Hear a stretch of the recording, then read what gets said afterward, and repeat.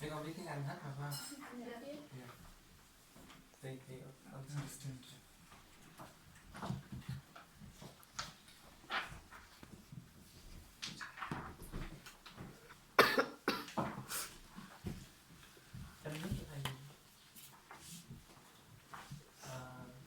Thì có đôi lời giới thiệu đây là Tu Thu Cú, một vị tái sanh ở bên Tây Tạng.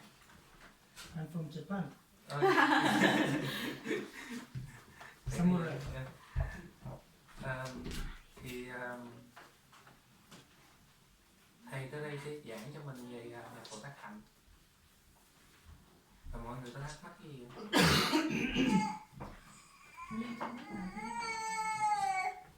Không có. Mình tụng kinh trước rồi xong rồi thầy vô thầy giảng ha. Wait, let him sit first.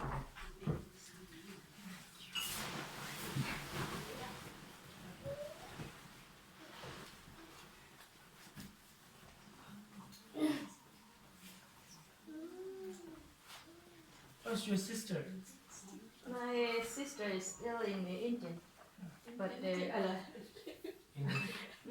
India, but she's coming back then soon. First March. Okay.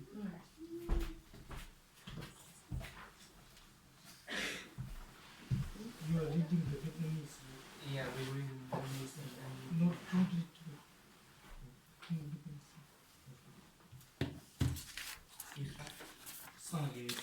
cho đến khi hoàn toàn giác ngộ.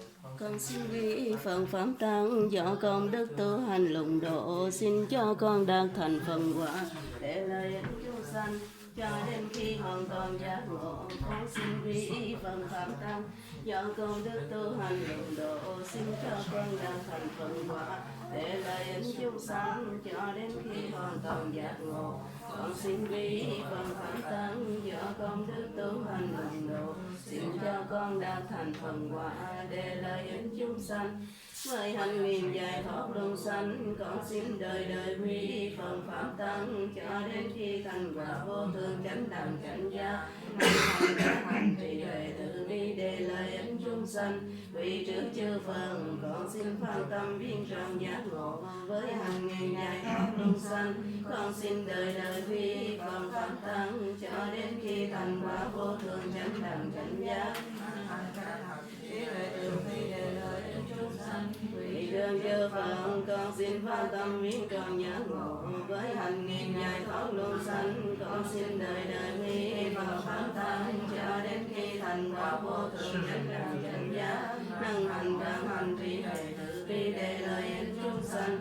Vì được chư Phật con xin phát tâm viên trong giác ngộ cầu cho tất cả chúng sanh được hưởng an lạc cùng cả cõi nguồn an lạc, cầu cho tất cả chúng sanh được thoát khổ đau cả cõi nguồn khổ đau, cầu cho tất cả chúng sanh chẳng rời an lạc mãi mãi lìa đau khổ, cầu cho tất cả chúng sanh đều an trú trong bình đẳng thân thi nước mọi thân sanh sinh, cầu cho mình cũng làm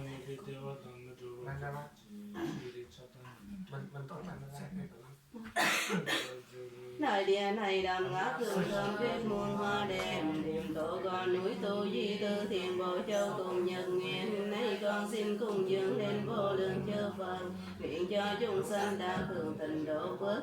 Y tăng guru đàn nam man la kam ni na ta ya mi tăng guru đàn nam man la kam ni ya ta ya mi tăng Em lấy cho chị Nga một bộ.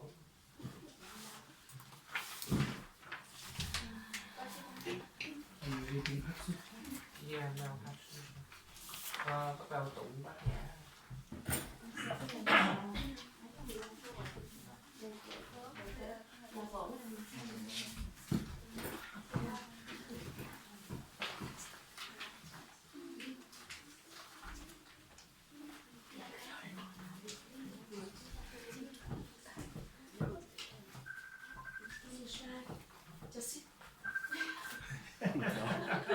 Con hỏi lên được mà. Rồi giữa được mà. It's okay to sit down a little. Take care.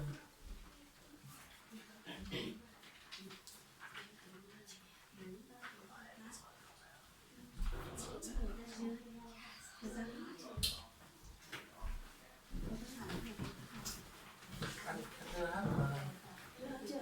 Đưa chị Nga có Nhập Bồ Tát Hạnh chưa?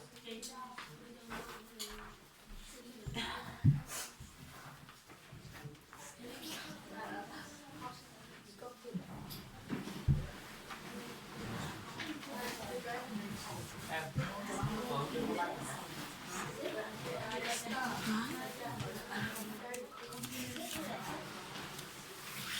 Hết rồi. Không sao. Chắc coi. Ăn chia. Chia. Cho mấy đứa nhỏ nè. Ăn. Cho chị một cái con chung thịt nhá.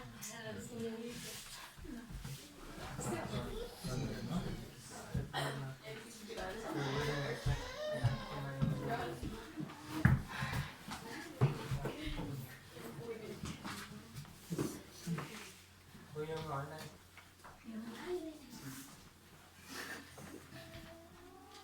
They all scared of you. Listen to the strange man in suit.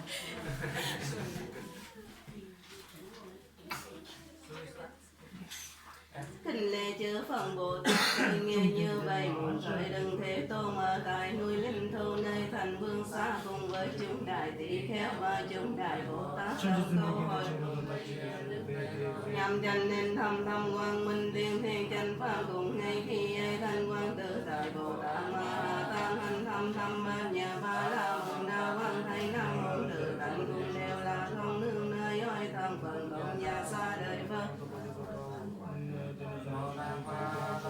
Nếu có thiên nam từ nào muốn hành thầm thầm bao nhạc ba la môn đa thì niệm tu học như thế nào thanh quang tự tại Bồ Tát Ma Tát đam lời tôn giả xa lời Phật rằng xa lời con nếu có thiên nam từ muốn hành thầm bao nhạc ba la môn đa nên quan sát chân hành tương tự thành năm môn cũng đều là không sanh tương là không tương là sang chẳng khác không chẳng khác sang tương tự thọ tương hành tự vân đều là không xa lời vân cả pháp là không nhớ không dần không thêm không vân xa định cho nên trong không có sang không thọ không thường không hành không thường không mắt không tai không mũi không lưỡi không thân không nguy không sang không thanh không hương không vị không xung không quá không có nhân giới không nguy giới không có hết vô mình không có già chết cho đến cùng không có hết già chết tương tự không khổ tầm diện đã không tri không đang cùng không có sợ đang xa lời con vì không sợ đáng nên chư Bồ Tát an trú trong bát nhà đa tâm không ngăn ngại không sợ hãi xa lìa hằng điên đau mộng tường đạt đến kêu canh niết bàn chân còn trong ba đời đều nương theo bát nhà ba la môn đa mà được đạo quả vô thường chân năng chân giác do vậy nên biết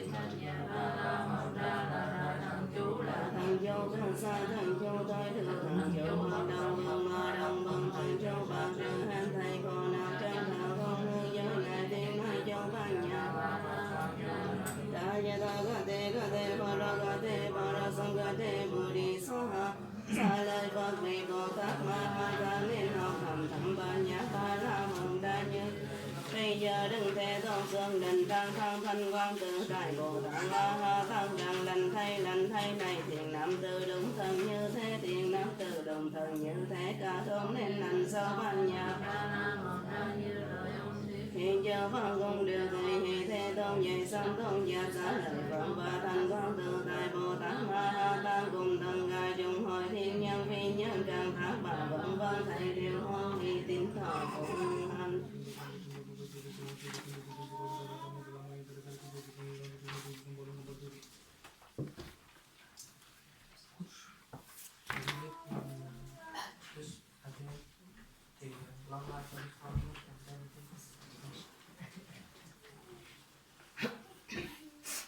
Mọi người trong tay có cái bản dịch của Nhập Bồ Tát Hạnh.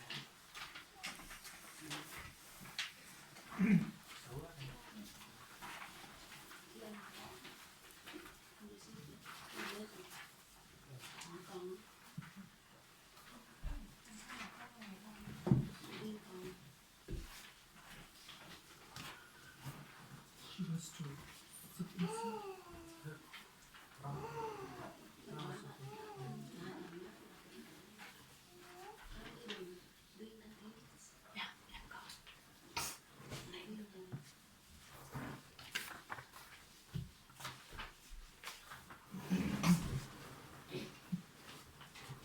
Kaji sejoraji rabbi metara tunda jini jinta tinke nuru jini botsu sawani bulu kainta kajere ne pojero jira pegawai ribut simba kainta eda tamje tarba tamje buki tubi jini jini dirshi je radha mimem je gombo tanja jinla suji chola chawache banam sangi sungra rabdu shi jin dewe juro juro bata dashi je tambe jini jini dirshi je kanda suju tonge jite na de jono ma jiro kansu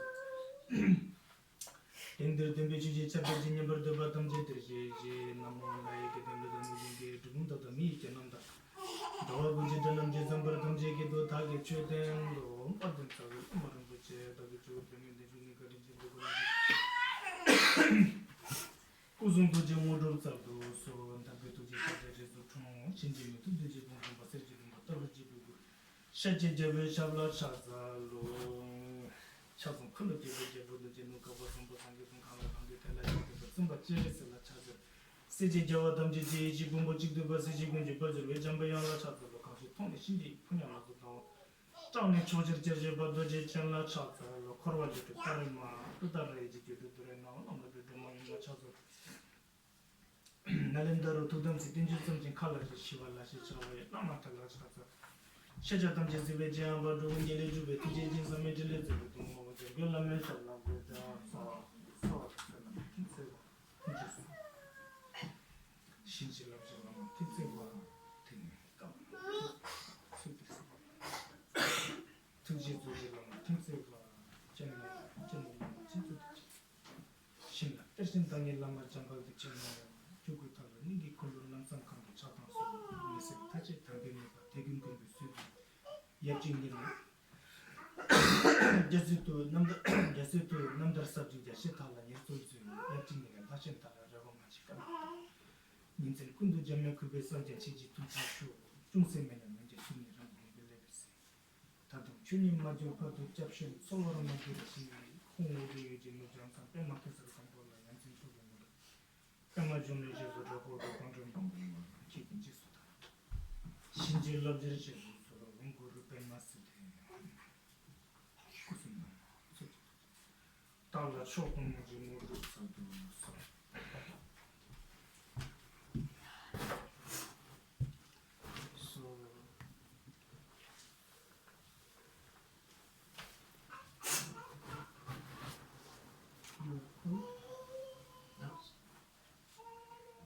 don't shake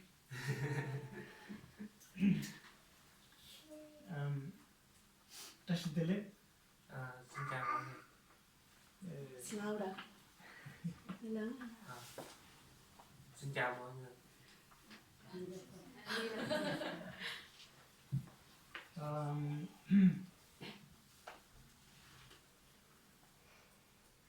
As he said, my name is Dutrupu. I'm a Tibetan.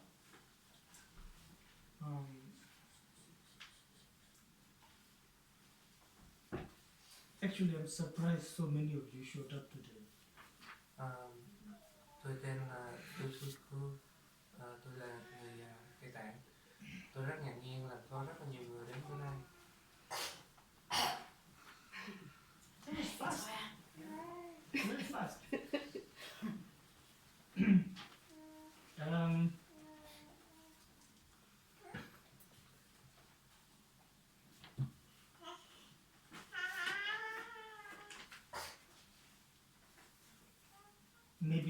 wondering what is this man doing in a suit. Có thể mọi người đang thắc mắc là You translate? yeah, thắc Because mắc là thầy mặc áo vest. you know, after I finish my studies, Tại vì sau khi thầy xong chương trình học của thầy, I wanted to go out of India in Tibet. sau khi thầy học xong chương trình học thì thầy muốn ra khỏi Ấn Độ với lại Tây Tạng. And I wanted to talk about Dharma. Thầy muốn đi truyền pháp. But my idea was very naive. Cái tư tưởng của thầy lúc đó nó rất ngây thơ, Also very ambitious, rất là cầu tiến, mundane. theo kiểu thế gian. I was thinking about Dharma as if it is my father's property. Your father property. I was thinking about Dharma as if it is my property. Thầy nghĩ tới Phật pháp giống như là tài sản của thầy, Like a business. giống như là kinh tế.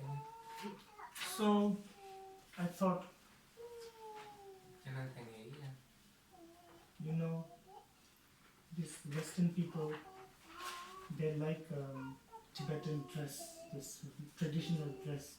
So when you wear traditional dress and you have a name of a Rinpoche, many people come. thì mọi người có lẽ mọi người biết là người Tây phương á, họ rất thích quý ngài Tây Tạng mặc quần áo truyền thống và có cái danh hiệu là Rinpoche thì họ sẽ rất nhiều người đến. So I thought I'm going to wear a very traditional dress and look like a meditator. Cho nên thầy nghĩ là nếu mà thầy mặc áo truyền thống Tây Tạng thì giống như là một hành giả thiền. Meditator. He's translating well. He's translating well. Okay. He look at me like as if he's not sure. Then I went to my master. Rồi sau đó thầy đi gặp sư phụ của thầy. He's a very difficult man. Sư phụ thầy là người rất khó tính. Fearless. Không có gan dạ.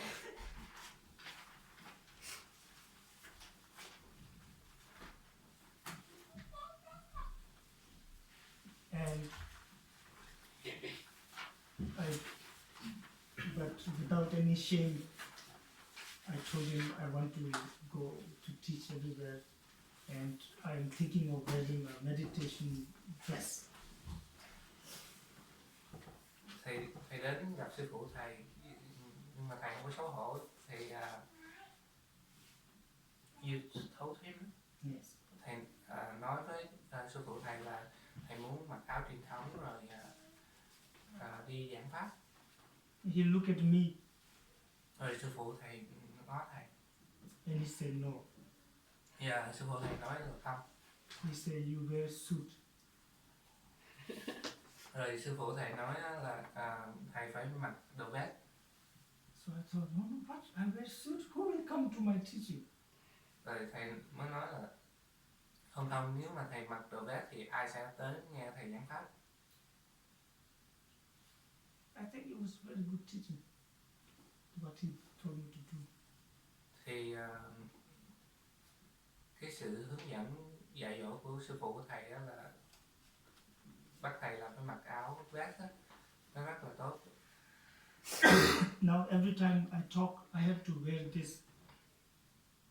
Cho nên mỗi khi mà thầy giảng pháp thì thầy đều mặc đồ như vậy. It's stupid. Nó hơi ngu ngốc. I'm not a businessman. Tại vì thầy đâu có giống thương nhân đâu. I'm not. Yeah. I'm talking about Dharma. Thầy giảng pháp mà. But every time I start to talk, I have to wear this costume. Cho nên mỗi lần thầy giảng pháp thầy đều phải mặc bộ đồ com lê nữa.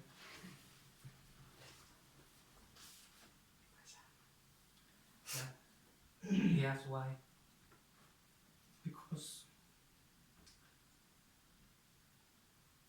it reminds me that I'm like a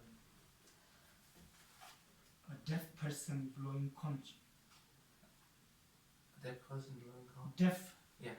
Deaf person. Tại vì nó blowing nhắc nhở conch. thầy là thầy giống như là một người bị điếc mà đang thổi tù và. I have heard the Dharma. You have I have heard a lot of Dharma. thầy nghe rất là nhiều pháp.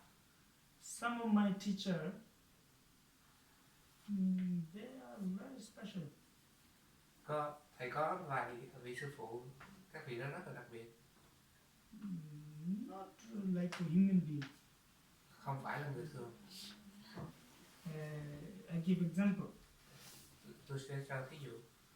One of my teacher, he spent 21 years in communist prison. Có một vị thầy của thầy bị ở tù 21 năm ở trong tù cộng sản. Never got angry once. Chưa bao giờ giận dữ. That's not human being. Nó đâu phải người thường.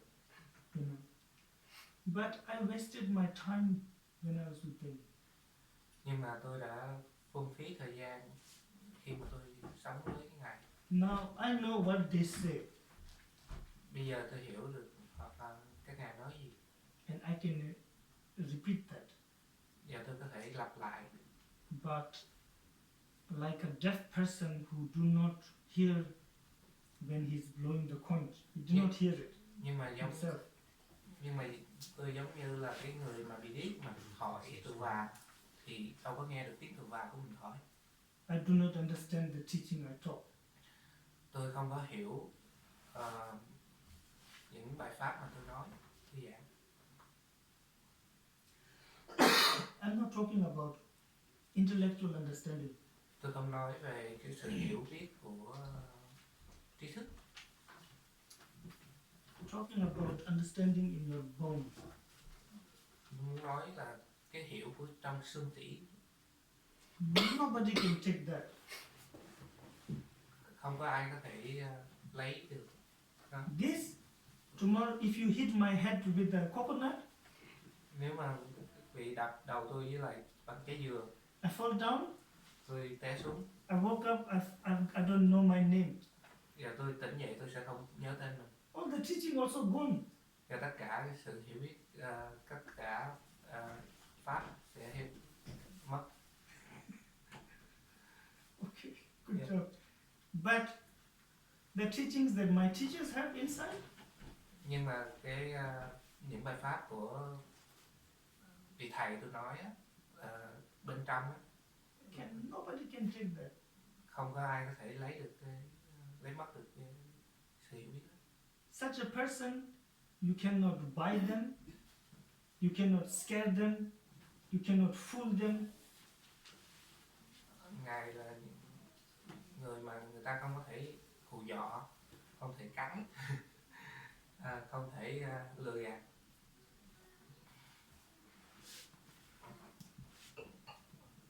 That's a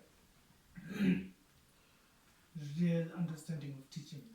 Đó là sự hiểu biết thật sự, hiểu biết pháp thật sự.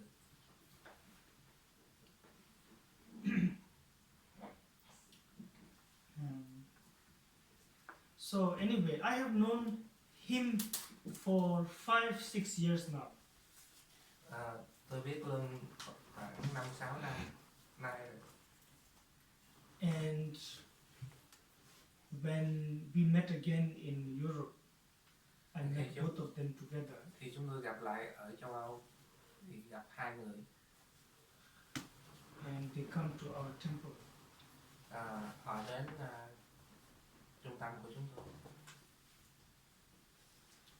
I requested them to do something for your own community. Tôi đã nhờ cậy họ làm cái gì đó cho cộng đồng. của họ.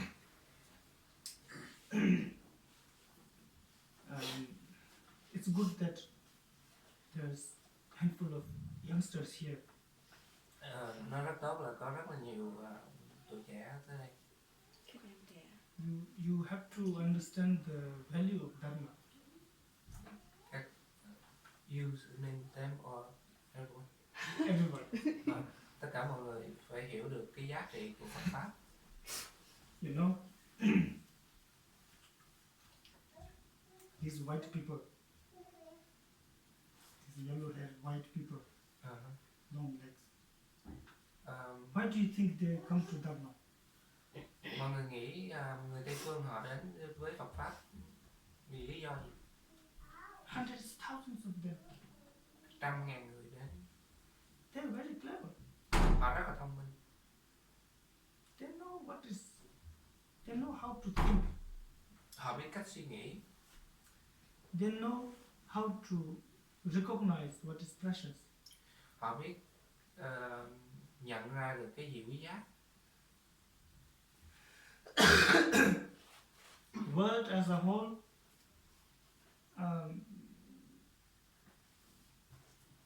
last year,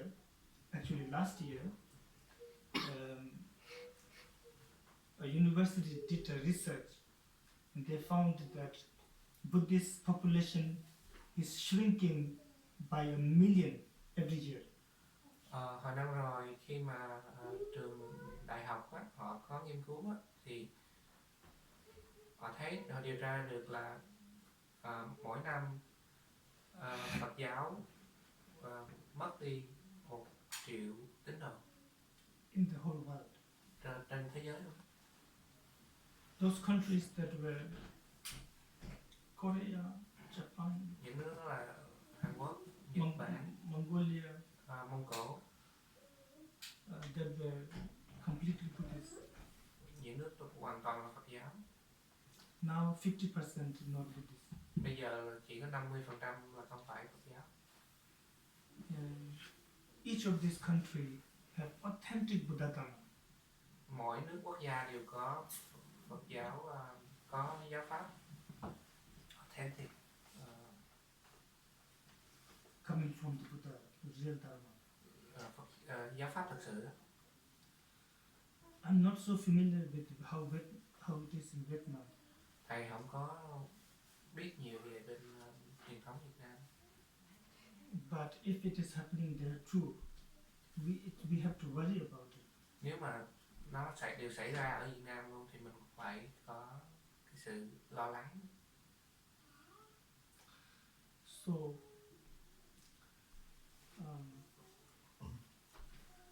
even if it's a very small effort, Ngay cả cái sự công sức mình bỏ ra rất là nhỏ, we have to try our best mình phải cố gắng hết sức to make sure that each tradition continue. để chắc chắn là mỗi truyền thống được tiếp tục. Of course, based on the generations, the method of teaching has to change. Đương nhiên tùy theo thế hệ thì cái cách giảng dạy nó sẽ thay đổi. Before, to the older generation, if you say, "Oh, Buddha says it's like this," that's enough. They don't ask question why.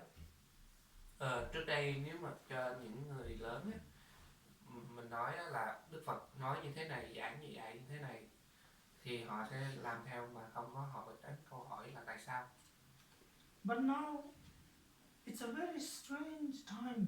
Nhưng mà bây giờ cái thời đại nó rất là lạ. Everybody is so busy.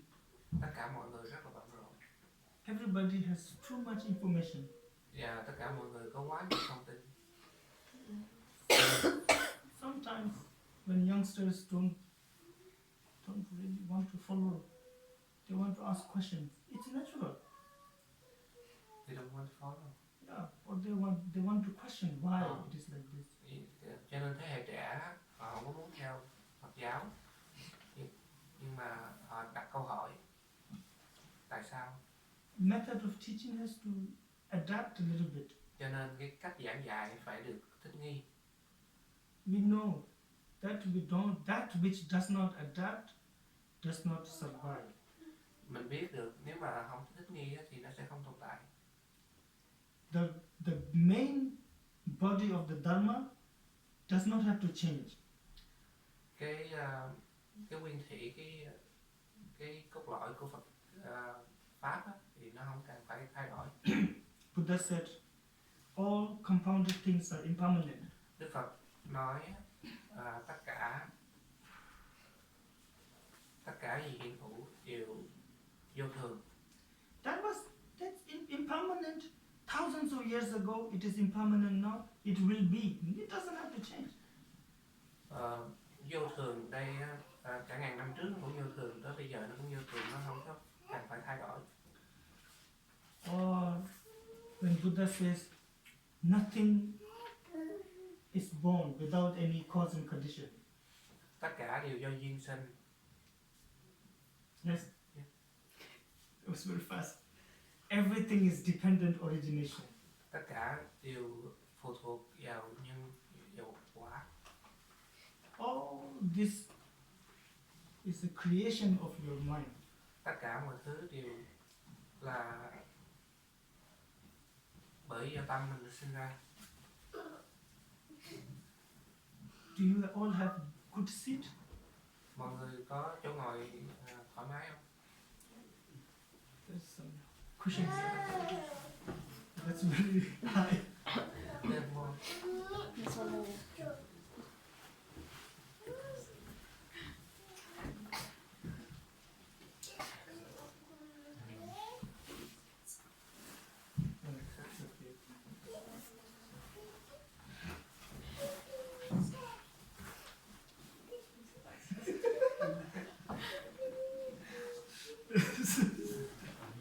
Lúc là ngay khi Yeah. ngồi xích cũng được cho thoải mái, không cần ngồi làm gì. You can just sit in the middle. Vô chính giữa ngoài đi. Ngồi giữa bên đó. Nice. They're just too shy. Then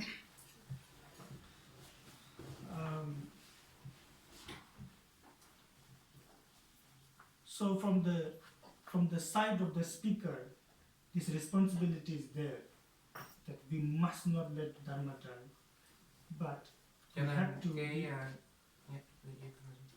we have to introduce the younger generation, the modern people, to the Dharma in a way that they can actually digest. Cho nên nhiệm vụ của cái vị giảng pháp á là giữ bản chất của Phật giáo, nhưng mà phải thích ứng với lại thế hệ mới Without changing the Dharma. nhưng mà không được thay đổi Phật pháp. And for that, there has to be some sort of interest from the general population too. Nhưng mà cũng phải cho có sự thu hút với những người nghe, Some sort of awareness of what's happening now. và cái sự nhận thức được chuyện gì đang xảy ra. Before, when we were in our own country, Trước đây khi mà mình ở đất nước của mình, Dharma was safe in a way. Phật pháp được bảo vệ một cách nào đó. Phật pháp được bảo vệ. People keep doing what they've been doing for hundreds, thousands of years. Tất cả mọi người họ làm lại, họ lặp đi lặp lại giống nhau cả trăm năm, ngàn năm. Everything is upside down now. Tất cả mọi thứ bây giờ nó bị đảo ngược. Our place change, habit change, even the language is changing. Chỗ ở mình cũng thay đổi, cái cách sống của mình nó cũng thay đổi, và ngay cả ngôn ngữ của mình nó cũng thay đổi. The way we think is changing. Và cái cách lối suy nghĩ của mình nó cũng thay đổi. We have to be realistic like this. Mình phải thật thà, thực tế. Yeah. Good. I'm not sure when did you When did you finish? Okay. Okay. I will look at you when you finish.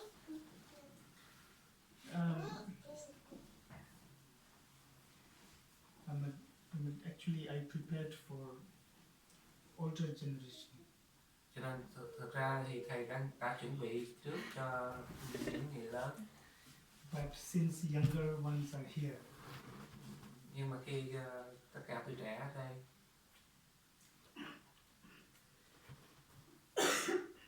you are more important.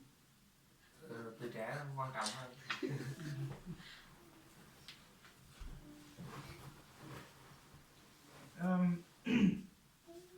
You have to know what is Dharma. What do you think? Does anybody wants to tell me what is Dharma? Mình phải biết được Phật pháp là gì. Mọi người nghĩ sao? Cho thầy biết. Especially you guys, what is Dharma? In the youth association, somebody here? Có ai trong đây có Phật tử không? He is from the association. Don't worry about answer right or wrong. Just be honest. Đừng có ngại cái câu trả lời nó đúng hay sai, chỉ là thật thà đi. Okay, so Dharma, I believe that is Buddha's teaching. That's it. Right? Dịch ra cái gì? Phật pháp là Phật pháp là do Đức Phật dạy. That's really good. Anyone else wants to say something? Có ai muốn nói gì nữa không?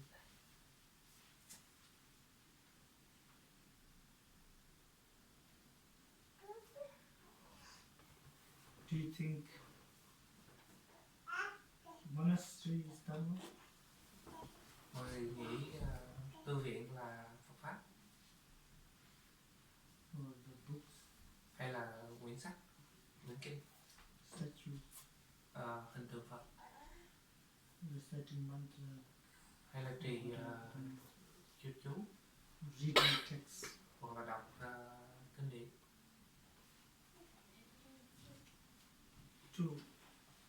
To understand what is Dharma, Để hiểu được Phật pháp là gì, we have to go back to Shakyamuni. mình phải trở lại với thời Đức Phật Thích Ca Mâu Ni. Actually, to understand anything about Dharma, anything about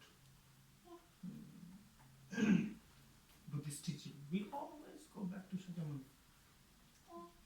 Thật ra nếu mà mình muốn hiểu được Phật pháp á, hay là tất cả bài giảng dạy nào á, thì lúc nào mình cũng phải quay về với lại Đức Phật Thích Ca Mâu Ni. No. He tried what before Shakyamuni became Buddha. For years, he walked all over India. Trước khi Đức Phật thành đạo á, thì ngài dùng nhiều năm để mà đi khắp tất cả Ấn Độ. All over India. What was he looking for? Đi khắp tất cả Ấn Độ thì ngài tìm kiếm cái gì? So the traditional answer is, he was looking for a cure to old age, birth, old age, sickness and death. Thì cái trả lời truyền thống á, là Đức Phật tìm kiếm cái cách để mà giải quyết sinh lão bệnh tử. That one sentence, Một câu như vậy, the meaning is so profound. ý nghĩa rất là rộng lớn.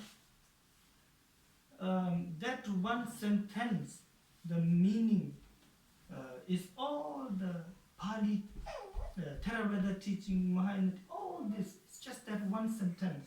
Thì một câu như vậy bao gồm cả tạng của Bali, của Tiểu thừa và Đại thừa. A cure for suffering. Cách để tiêu diệt khổ đau.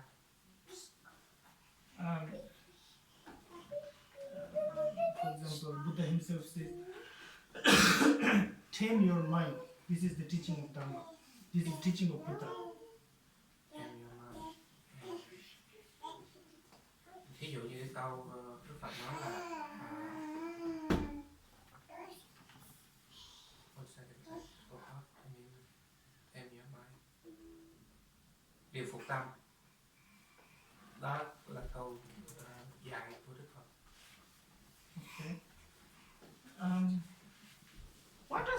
the mind mean?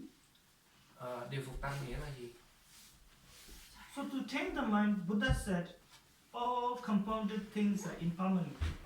Để điều phục tâm, Đức Phật đã nói là tất cả hiện tướng, There's four seals, right? yeah, đều là You know the vô four thường. seals. The four seal. Tướng Pháp Ấn á, mọi người biết không? It's okay. The first seal Tướng is Pháp Ấn. Vô thường, vô ngã. Không, tướng Pháp Ấn chứ không phải tướng gì đấy. Vô thường. Thường là ngã. Thường là ngã. Thường là thanh tịnh. first seal is all compounded things is impermanent. Cái pháp ấn đầu tiên đó là tất cả hiện tướng là vô thường. That's an amazing thing to say. You understand? All compounded things is impermanent. It's an amazing thing to say. Thì tất cả hiện tướng là vô thường là cái câu nói rất là hay của Đức Phật. And he said it not because he wanted to say it, but to tame the mind of the listeners. Ngài không phải là Ngài nói ra để mà tại Ngài muốn nói, nhưng mà nói ra để điều phục tâm của người lắng nghe. Because Buddha understand that suffering, you understand, most of our suffering comes from not understanding this. Đức Phật hiểu được là tất cả cái sự khổ đau của mình á là bắt nguồn từ cái sự không hiểu được cái pháp ấn đầu tiên. We suffer so many heartache in this life. Friendship finish. People die. Those who like you before don't like you anymore. Understand? You are kicked out of your country. Oh, this your translate first. Thời đại này nó rất là khó. You repeat the name. We suffer so many. Mình khổ đau rất là nhiều. End of a tradition. End End of a tradition. Nó kết thúc truyền thống của mình. End of friendship. Nó kết thúc tình bạn. End of family. Gia đình. End of life. Cuộc sống. Relationship. Mối quan hệ. Things not working as before. Mọi thứ nó không diễn ra giống như trước nữa. Every day people think the world is becoming worse and worse. Hàng ngày mọi người đều nghĩ và thấy thế giới nó trở nên tồi tệ hơn. According to Buddha, all this suffering happens when we don't understand this, that all compounded things are impermanent. Theo Đức Phật, cả sự khổ đau này đều do mình không có hiểu được mọi thứ nó đều là vô thường. When you don't think about that it is impermanent, you automatically want to believe that it is permanent. Khi mà mình không muốn nghĩ tới nó là vô thường thì tất nhiên là mình nghĩ nó là thường. Then you have attachment to it. Và mình sẽ chấp vào nó. So many expectations. Expectation. Hope. Mình có rất nhiều hy vọng đối với nó. You understand?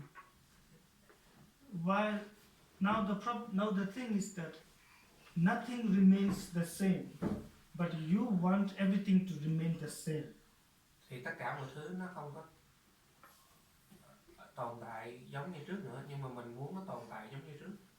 So you are bound to meet with disappointment. Cho nên mình bị cột chặt với lại disappointment. Thất vọng. Yeah. And this we do all the time. Nhà mình thường làm như vậy đó. We go through it all the time. Mình trải qua đó, lúc nào cũng trải qua đó. And like this, So, when I asked what is Dharma, Dharma is only two. Taming of the mind and the teaching. She said the teaching. Right? So the teaching that is given to tame the mind. Cho nên khi mà thầy hỏi là Phật pháp là gì thì nó chỉ có hai thứ.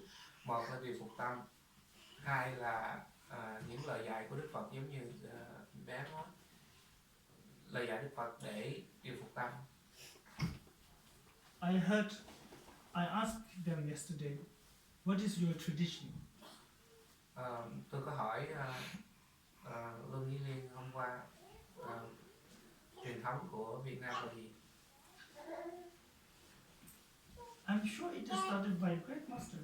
Tôi chắc chắn nó bắt đầu được thành lập bởi vị cao tăng gọi là. You have to make sure it doesn't finish. Dạ, mọi người phải cố gắng chắc chắn là nó đừng có bị tàn lụi. A tradition that hundreds, thousands of people follow, if it finishes, it's a big loss. Truyền thống mà đã có trăm ngàn người theo, nếu mà nó bị tàn lụi thì nó là một điều tổn thất lớn. Not because it's a culture. Nó không phải là văn hóa. There's hundreds, thousands of culture in this world. It comes, it goes. Nó có cả ngàn văn hóa trên thế giới, nó đến rồi nó đi. This I learned from my teacher. Đây là tôi học từ thầy của tôi. You know, my teacher right now, he started a project. Thầy tôi hiện tại đang làm một cái dự án. And they translate all the teachings of the Buddha into English. Dịch tất cả kinh điển của Đức Phật qua tiếng Anh. Yes. All the time he's worried about Dharma. Lúc nào ngài cũng lo lắng cho Phật pháp. Sometimes he go to Sri Lanka. Có nhiều lúc ngài đi đến Tích Lan. And he studies from Sri Lanka master. Và học từ các vị sư Tích Lan. Sometimes he go to Burma. Có lúc ngài cũng đến Miến Điện. He studied from there. Và học từ đó. He's a very high master, mind you.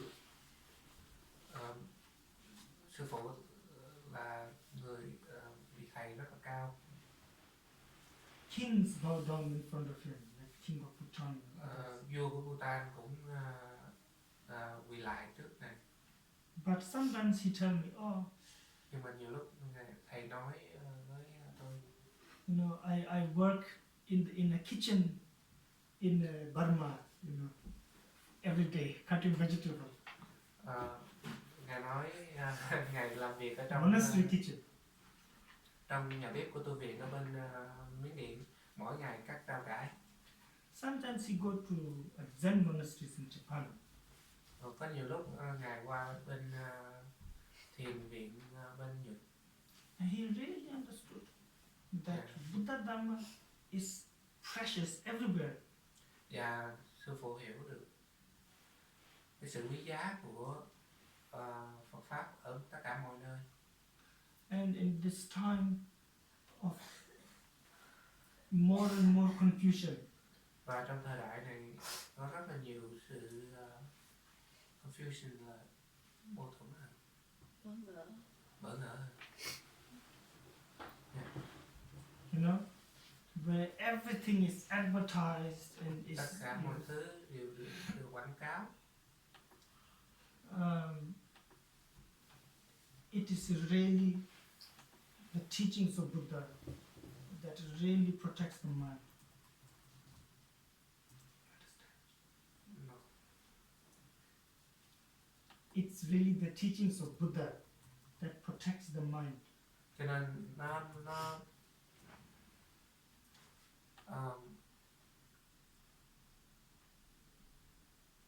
Phật pháp, giáo pháp của Đức Phật đó, là cái mà nó bảo vệ tâm của chúng ta.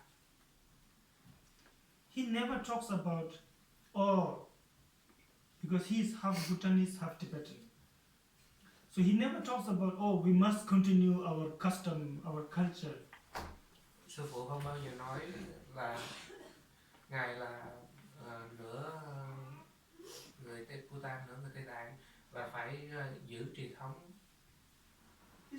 always talking about the Dharma. Thầy chỉ luôn luôn nói về Phật pháp.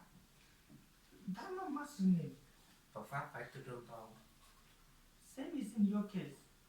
Và trong cái hoàn cảnh của tụi mình ở đây thì nó cũng như vậy. And I understand the difficulty too.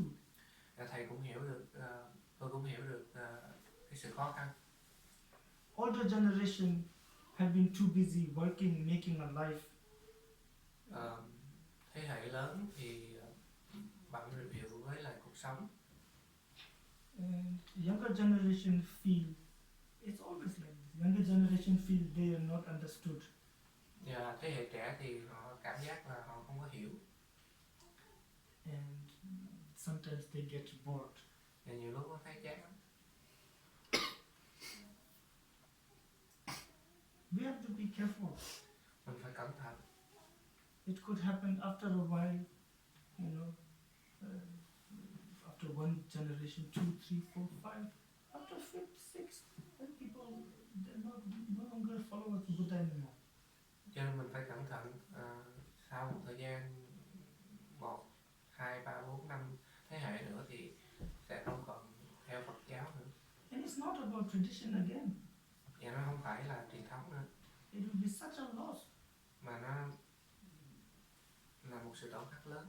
In this world, thousands of religions start. Trên thế giới này có cả ngàn tôn giáo khác nhau. Nobody said all compounded things are impermanent except Dhamma. Nhưng mà không có tôn giáo nào nói tất cả mọi thứ đều là vô thường, ngoại trừ Đức Phật Thích Ca Mâu Ni. Nobody said everything is dependent, interdependent. Rồi cũng không có ai nói là tất cả mọi thứ nó đều phụ thuộc vào nhân và duyên. These are amazing informations. Cái information. Slowly. Đây là một cái chân lý tuyệt vời. Yes. How long is it? Do they need a break? Yeah, maybe keep break. Yeah. We'll go to a nap.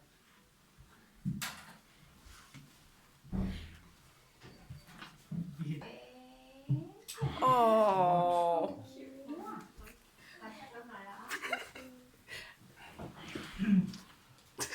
I heard that people are bored, so Luan will tell some jokes now. No? No. You told me you are a very funny man. No, I'm not. Really? No. Oh, no. Are we all back? Not yet. Wait for one. We say continue.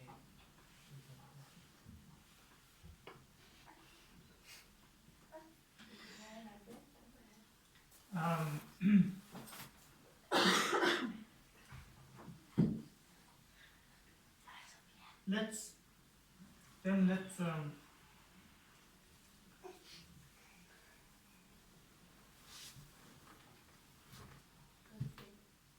try to look into the application of Dharma. Bây giờ thì mình thử mình nhìn vào application, Practice. pháp hành của Phật pháp. Because we said Dharma is taming the mind. Tại vì mình nói là Phật pháp là để điều phục tâm. How do you tame the mind? Mình điều phục tâm bằng cách nào? What is the mind? Tâm là gì? If you watch yourself,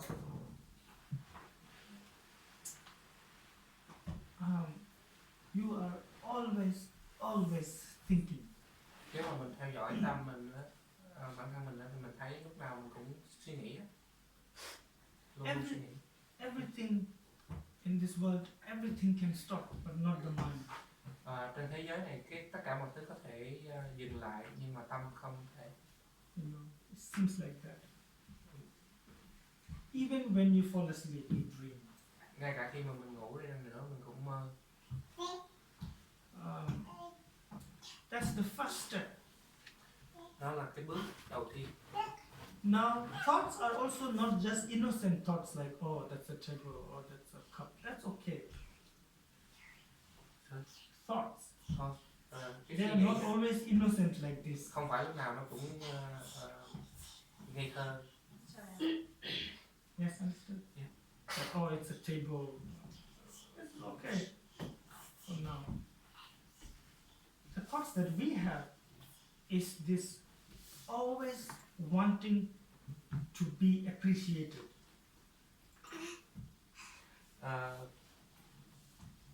Cái tư tưởng của mình đó là lúc nào mình cũng muốn được appreciate, được tôn trọng Always recognized.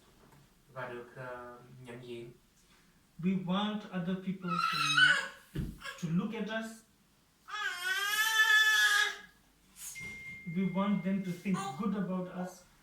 Lúc nào mình cũng muốn người ta chú ý đến mình, người ta nghĩ tốt về mình.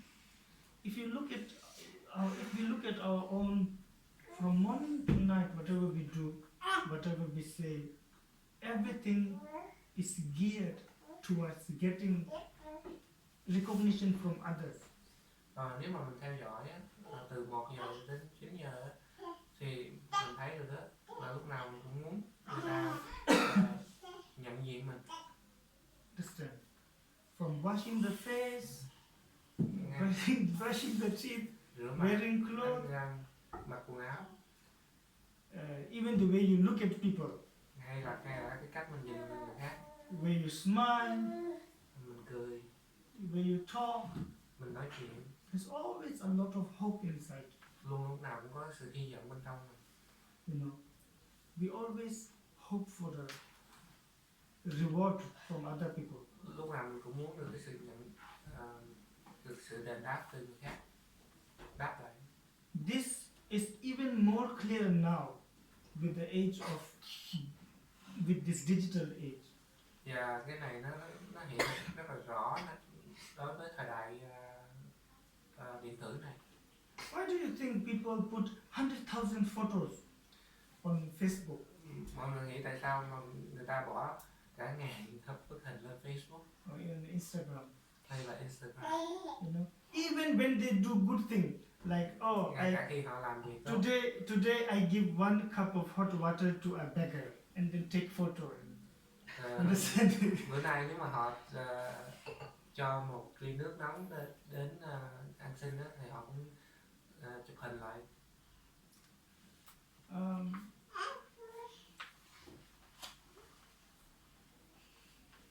Or watch yourself when you're sitting in a crowd. Nếu mà mình theo dõi tâm mình khi mà mình ở đám đông á, mình ngồi ở đám đông. Whether you're speaking, if you're speaking, you speak in a way that, you know, to impress.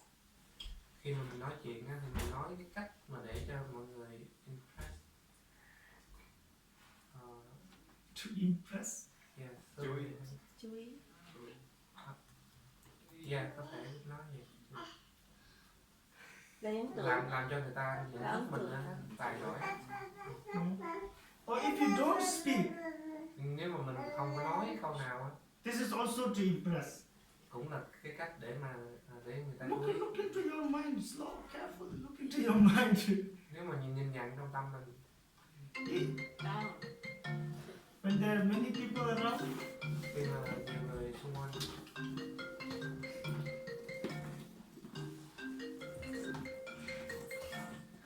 yes. Now, right now, she's afraid. Chúng đang sợ nè, Because she doesn't want us to think that. thầy chỉ không muốn mình nghĩ. Just joking. Thầy chỉ nói giỡn. If we look at our mind, even when we take the cup and drink the water, or you know, if you are in a sort of friends, you know, you're drinking, I don't know if Vietnamese people drink beer or not. Whatever you do, it's always very special the way we do it. You know? Cho nên cái cách ngay cả khi mà mình làm gì, mình uống nước hay làm gì cũng vậy, nó có một cái cách đặc biệt. You understand? This is like a chain we put on ourselves. Nó giống như là một sợi dây xích mình bỏ lên trên người mình. Nobody tells us to be like this. Không có ai bảo mình phải làm như vậy hết. We are like this. Mình là như vậy. You know, our happiness depends on other people. Cái sự hạnh phúc của mình nó phụ thuộc vào người khác. You understand? Now your happiness, the key to your happiness is outside. That's a big problem. Cho nên cái chìa khóa để mà hạnh phúc của mình đó mà nó ở bên ngoài á, thì bây giờ đây là vấn đề. You will always depend on others, something else to be happy. Cho nên mình sẽ phụ thuộc vào người khác và vật khác để mình được hạnh phúc. This is called samsara. Cái này gọi là sinh tử luân hồi. It's like a game you can never win. Nó giống như là một cái trò chơi mà mình không bao giờ thắng. So all the things that people do in history, kings killing other people because they don't like me, understand? Or cunning people. Tất cả những việc mà mọi người làm trong lịch sử á, giống như vua giết người. Yeah. Tại vì ông không thích. So those who are strong, Những they ai- hit others so that they Yeah. will stop disliking them. những ai mạnh thì họ đánh những người mà không thích họ. Those who are weak, they try to butter, they try to praise and coax the other person into liking, because they are not strong. Còn những ai yếu á, thì họ nịnh nót để cho họ được thích. It's a very strong in us. Cái đó nó rất là mạnh bạo trong mình. You cannot shake it Mình không có thể rung động nó just by wishing, oh, I wish I would be free. bằng cách nghĩ là mình sẽ được thoát khỏi. So all the teachings of Buddha is to go against this egoistic mind. Thì tất cả giáo pháp Đức Phật dạy á, đều để đi ngược với lại cái ngã, tâm ngã này. Why did Buddha tell monks and nuns to cut their hair?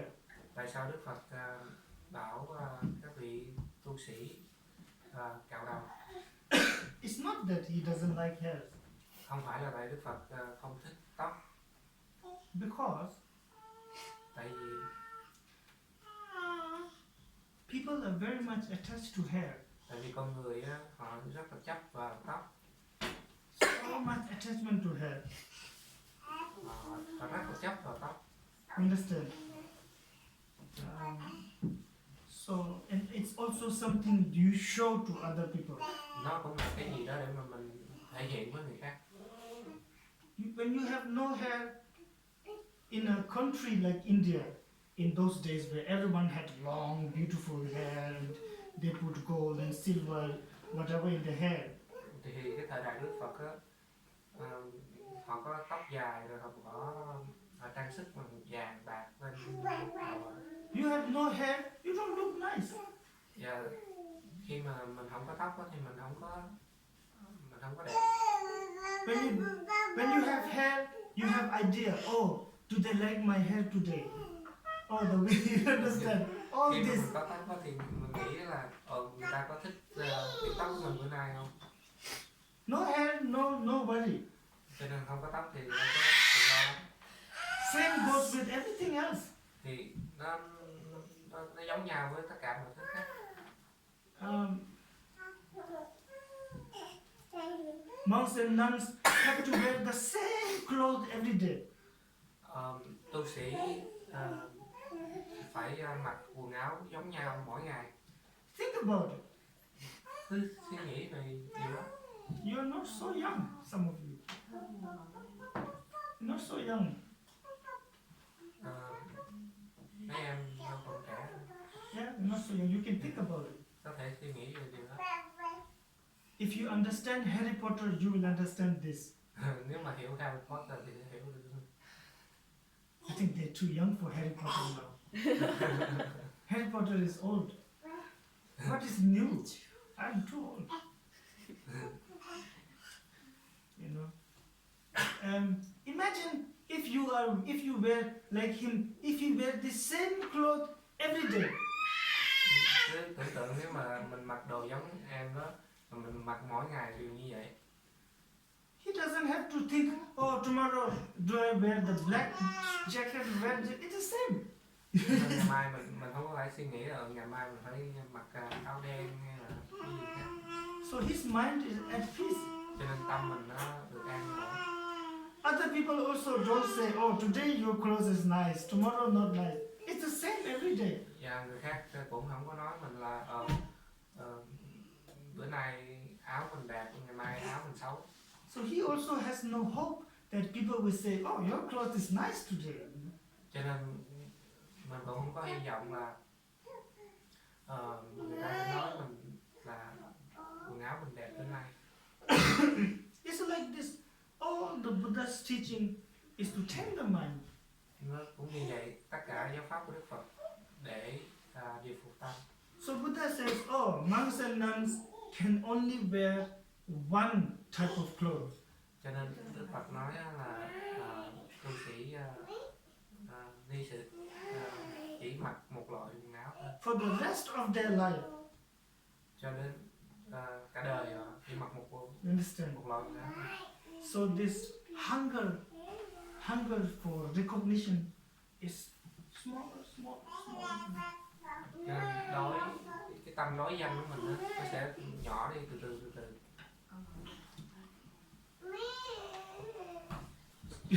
Do you see what I'm saying? Hiểu thầy nói gì không?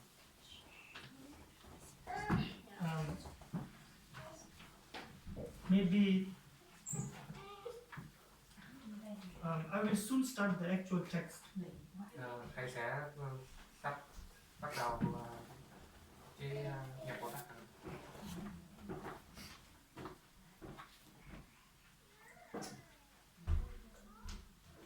If you want to be completely comfortable with whatever you are, no need to impress anybody, no need to run after anything. Nếu mà mình muốn hoàn toàn thoải mái á, thì mình đừng có impress. Thuyết phục ai? Thuyết phục ai à? Đừng có thuyết phục ai. No impression. No need to cry for something material. Mình đừng có đòi hỏi vật chất. If you want to be a useful person, nếu mà mình muốn là một người lợi ích, useful to yourself and to others, lợi ích cho bản thân và lợi ích cho người khác, this text will help you. cái Nhập Bồ Tát Hạnh này sẽ giúp đỡ mình rất nhiều. Before we start, I would request you to sit straight. Trước khi mình bắt đầu thì thầy muốn mọi người ngồi thẳng. Have you done meditation before? The children? Có học thiền qua rồi. That's good. This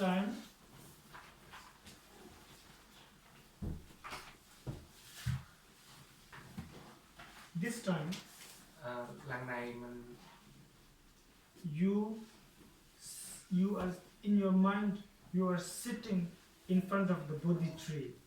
trong tâm mình ngồi trước, mình nghĩ tưởng tượng là mình ngồi trước cây bồ đề. And Shakyamuni Buddha sitting right here. Và Đức Phật ngồi ngay đó. And you sit there. Và mình ngồi cái facing the Buddha. đối diện Đức Phật. Buddha is looking at you. Đức Phật ngó thẳng tới mình. You look up to Buddha. Và mình ngó lên với Đức Phật. Meditation is this. You sit and you think, what will I do if I actually meet the Buddha? Thì mình thiền là mình ngồi, mình nghĩ mình sẽ làm gì nếu mà mình thật sự gặp Đức Phật. Will I prostrate? Mình lại lễ lại. Will I look at the Buddha? Mình nhìn Đức Phật. Will I make offering? Hay là mình dâng phẩm vật cúng dường? Will I pray? Hay là mình cầu nguyện? Just how would it be to to hear the Buddha speak. Và nó sẽ là sao nếu mà mình nghe được giọng nói Đức Phật, Or to see the Buddha hoặc walk. thấy Đức Phật đi. You understand? Like that. Thiền như vậy, Just sit straight. chỉ ngồi thẳng Meditate. và nghĩ.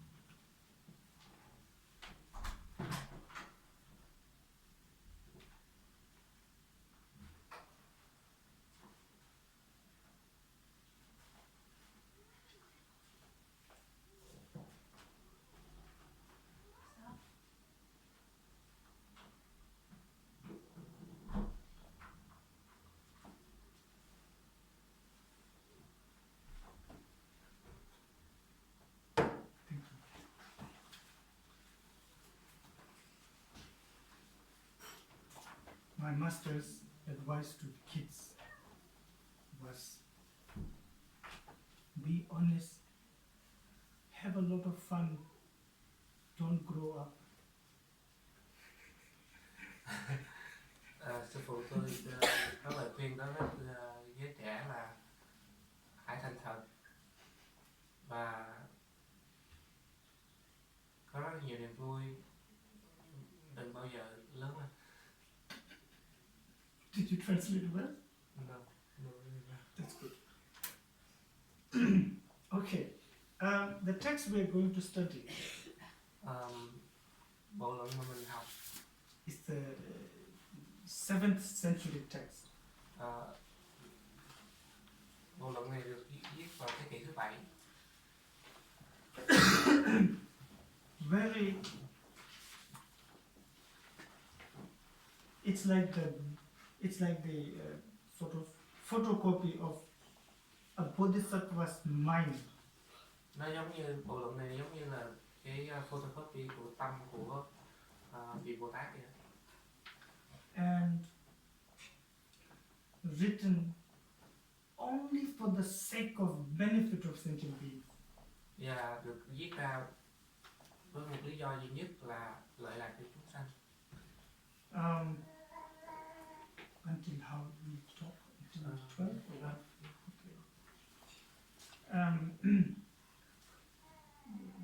Traditionally, we talk about the life story of the master.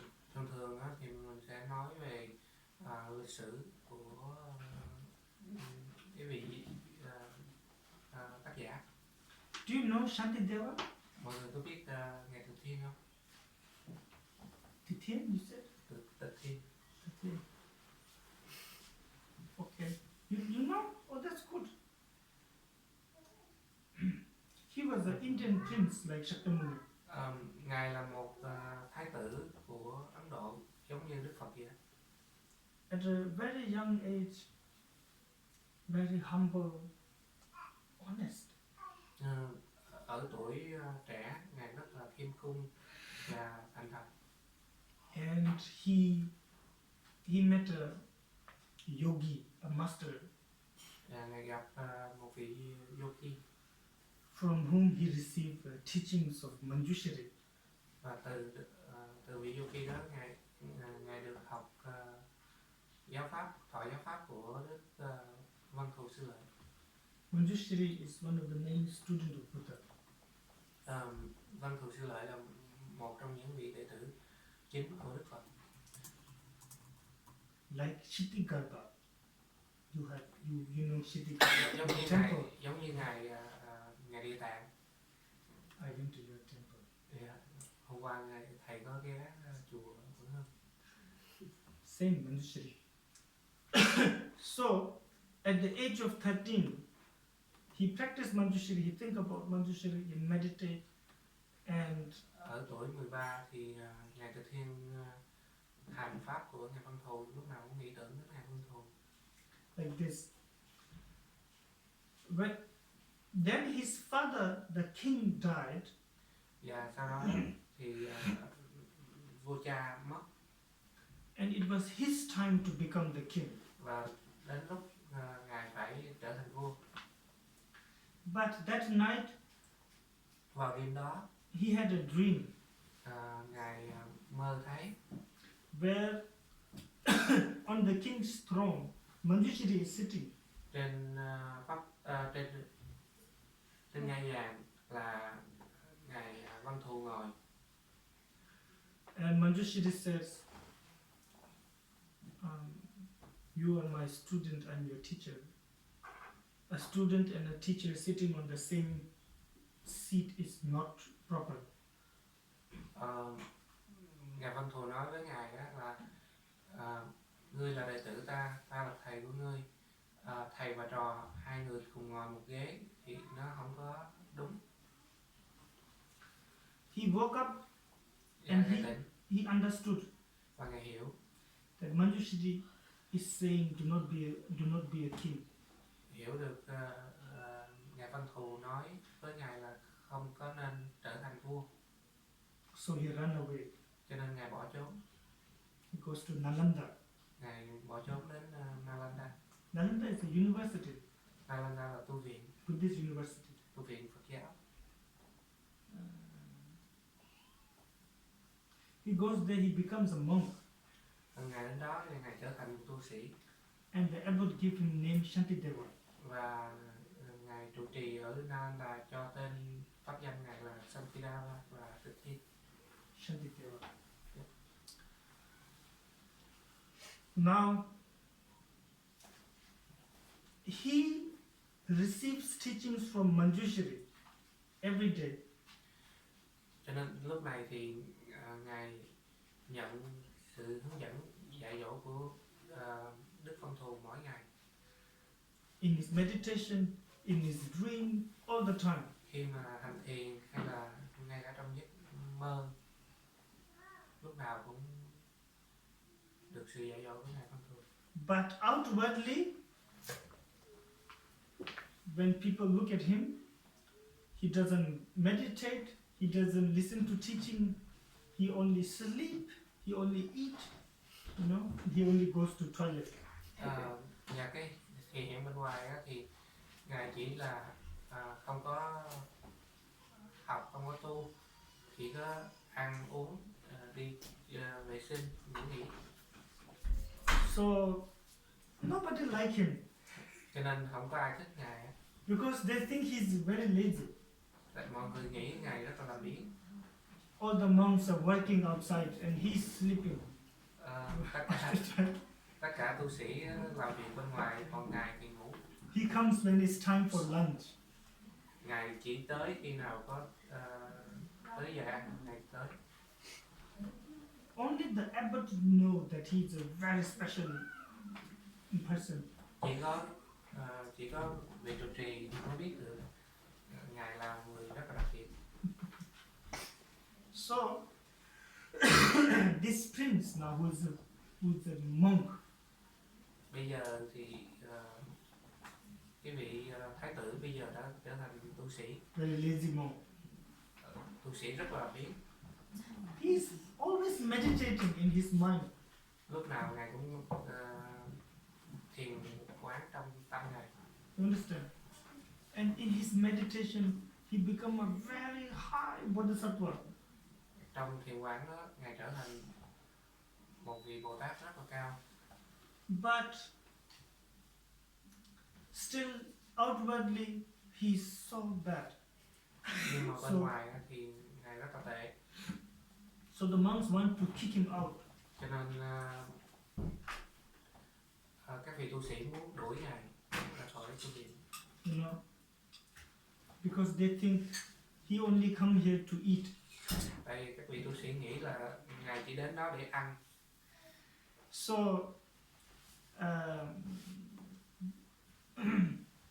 now they cannot say go. Nhưng mà họ không có thể nào nói chỉ đuổi ngài đi. They think, oh, if we make him ashamed, then he will go by himself. Họ nghĩ là nếu mà để cho ngài xấu hổ thì ngài sẽ tự động ngài đi. So what they do is that on a very special day, Cho nên họ làm là trong cái ngày đặc biệt. usually it is the time of a great abbot to give teaching. Thường đó là thời gian của ngài trụ trì giảng pháp. Because Nalanda had 10,000 monks. Tại vì tu viện Nalanda có tới 10.000 tăng chúng. So all the monks will gather. Cho nên tất cả tăng chúng đều tập hợp. So this time they said, oh, Shantideva must teach. Cho nên lần này họ đề nghị ngài Tịch Thiên giảng pháp. Not because they like him, because they think that he doesn't know anything. Không phải là tại họ thích, họ yêu cầu, mà tại vì họ nghĩ là ngài không biết gì hết.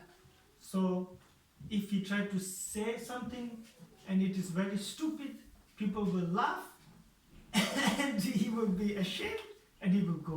Nếu ngài muốn nói cái gì á thì ngài sẽ nói cái gì rất là ngu ngốc, rồi tất cả mọi người sẽ cười ngài và ngài sẽ xấu hổ và ngài sẽ tự đi. But Shantideva says, no, I cannot teach. Nhưng mà ngài Tịch Thiên nói là không, tôi không thể giảng. Finally the abbot says, okay, you have to teach. Rồi đến lúc ngài trụ trì nói là ngài phải giảng. So then on the day of the teaching, Cho nên trong cái ngày giảng pháp, 10,000 monks gather. 10.000 chư tăng hội tụ. And they make a very high throne with no stairs. Họ làm cái pháp tòa rất là cao mà không có thang đi lên. And Shantideva came. Và ngài Tịch Thiên đến. Without knowing how he got on the throne, he already appeared on the throne. Mọi người không hiểu được làm sao ngài lên trên pháp tòa, nhưng mà ngài đã ngồi trên pháp tòa. And he said, do you want to hear something that you have never heard before, or you want to hear the same things? Và ngài hỏi là muốn nghe những cái gì đã nghe trước đây hay là những cái gì mới. So they thought, oh, that's strange.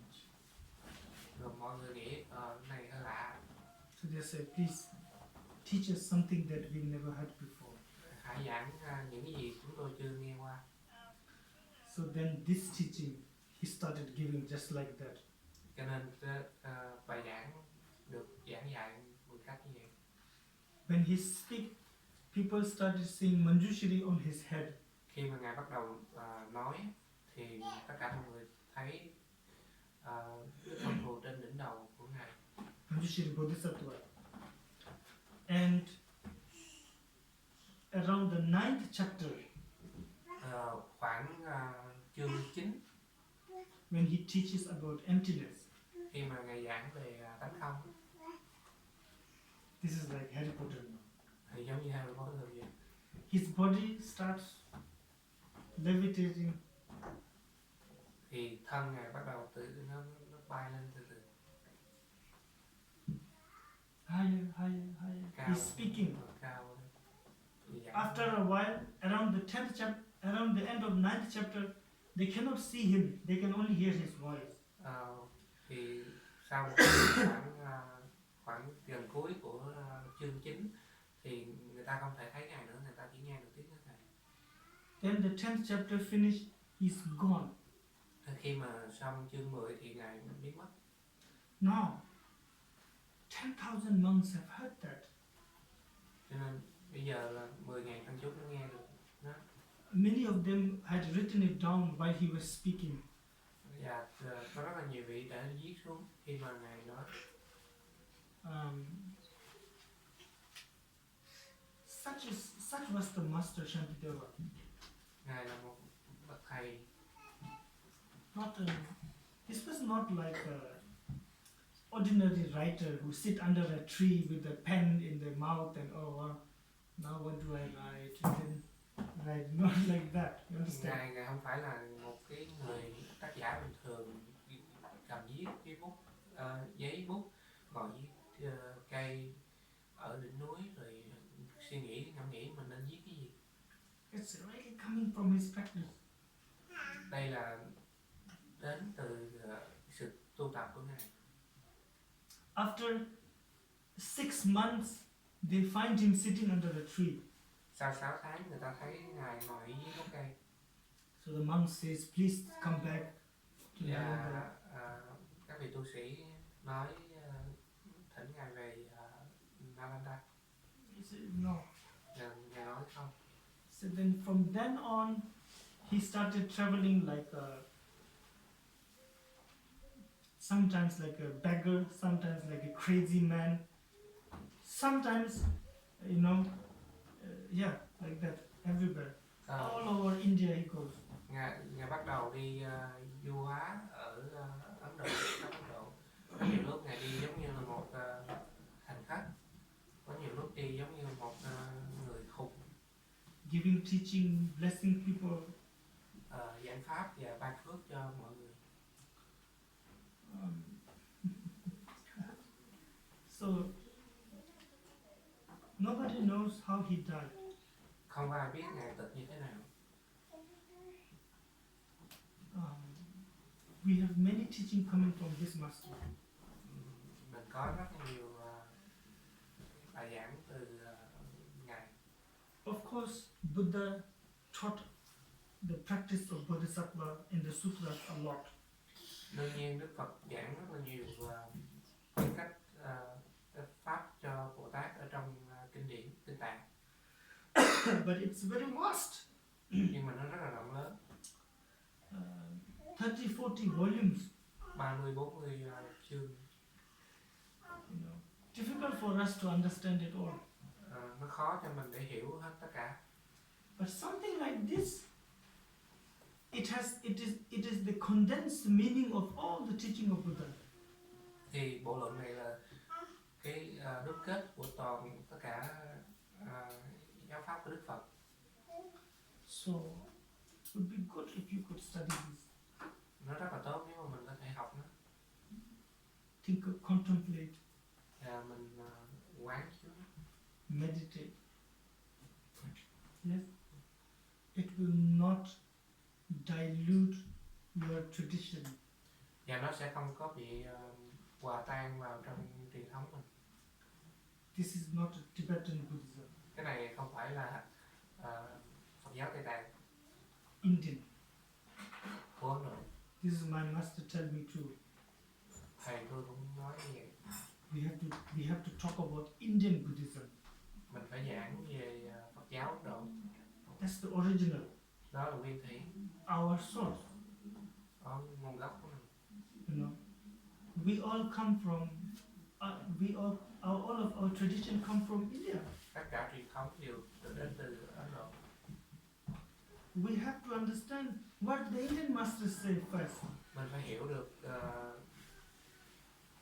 các bậc Ấn Độ, các bậc đạo sư Ấn Độ nói gì trước đã. You know, if we are not careful, nếu mà mình không cẩn thận, we will end up like someone like who has never been to a real Italian restaurant and who eat pizza only in a Turkish restaurant. Nếu mà mình không cẩn thận thì mình cũng giống như những ai mà chưa bao giờ đến nhà hàng Ý mà ăn pizza, mình ăn pizza từ nhà hàng của tụi khổ. Turkish restaurant. And you think, oh, this is the real pizza. Mình vô nhà hàng khổ mình ăn pizza thì mình nghĩ đây là pizza chánh gốc. That's not real pizza. Nó đâu phải pizza chánh Real gốc. pizza in Italy. Pizza chánh gốc mà phải liên quan Ý. A real Italian restaurant. Mình phải vào nhà hàng Ý ăn. You know, sometimes when we are too catch up with my tradition, my culture, you forget the real dharma. Có nhiều lúc mình chấp vào truyền thống, văn hóa mình quên giáo pháp thật sự. I think it's a you, so this was written by Shantideva. Cái này được viết bởi ngài Từ Thiên. Someone who had no worldly aim.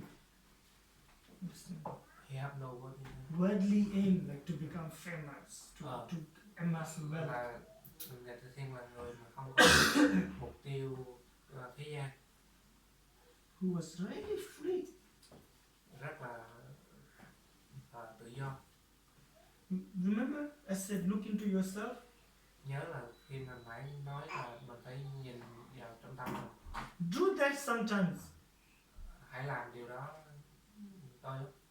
Like when you go to work or when you go to school, Khi mà mình đi học hay khi mình đi làm, look at yourself.